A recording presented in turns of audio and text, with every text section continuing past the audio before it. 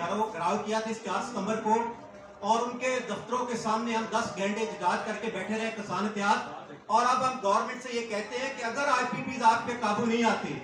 तो जिस तरह हम 4 सितंबर के लिए हम निकले थे, अब इंशाल्लाह, पहले इनके दफ्तरों में बैठे थे, अब इनके घरों के सामने एहतजाज करेंगे। जो हम इतना 50 से 60-70 रुपए यूनिट महंगा बिजली का बिल ले रहे हैं, और IPPs जो है ना बगैर बिजली दिए गवर्नमेंट से पैसा दे रहे हैं, और गवर्नमेंट हमारी इतनी कमजोर है कि IPP से बात नहीं कर सकती, उनसे कुछ बार्गेनिंग नहीं कर सकती, इसलिए कि हर गवर्नमेंट में IPPs के मालकान बैठे हैं। कोई भी गवर्नमेंट आई, उन्होंने IPPs के साथ जो माहदे साइन किए वो हर गवर्नमेंट ने उसको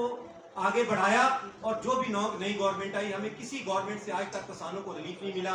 हम आज अपील करने आए हैं प्राइम मिनिस्टर से कि प्राइम मिनिस्टर साहब, बलूचिस्तान में आपने 28,000 सोलर प्रोवाइड कर दिए, हम आपका शुक्रिया अदा करते हैं, लेकिन पंजाब में इस टाइम एक ऑपरेशन जारी है